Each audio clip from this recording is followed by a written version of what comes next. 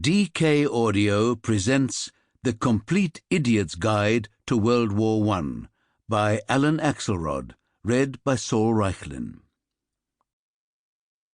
Foreword. The Great War came as no surprise. Planned for in excruciating detail, its major players knew exactly how the scenario would play out, based on lessons from their earlier wars, the Austro-Prussian War in 1866 and the Franco-Prussian War of 1870–71. The Germans had their Schlieffen Plan, conceived in the 1890s, and the French had their Plan 17, developed even earlier. Despite different objectives, both plans shared a strategic emphasis on attack in overwhelming force. Neither side expected a long war, given their timetables for lightning moves.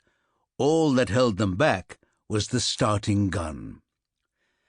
Alan Axelrod reveals in fascinating detail the background and progress of this great war, which failed to turn out as any initial combatant planned, a complex phenomenon that eventually embroiled some 36 nations. It requires his great skills of narrative and timing to take a reader successfully through its major campaigns and political skullduggery. Early on, Axelrod wonders why so few Americans really know in any detail this important war, which truly changed the course of human history, in contrast to the huge and knowledgeable following for the much earlier American Civil War. Perhaps a key to this puzzle lies in whatever has drawn some 20,000 Americans into regularly reenacting Civil War battles. No one could possibly be enticed into reliving the unspeakable horrors of trench warfare. Axelrod goes on to identify the palpable differences between the two wars when he characterizes World War I as a conflict marked by stalemate and slaughter, rather than movement and conquest. For the Germans, the Schlieffen Plan worked as long as there was forward momentum. When progress was halted by the French at the Marne, the combatants finally discovered what differences advances in ordnance had forced on their tactics. Suddenly it was clear that fortune no longer favored the bold. The better part of valor was a good defensive position. Within months, both sides had dug in, creating trench networks straddling no man's land from the Belgian coast to the borders of Switzerland.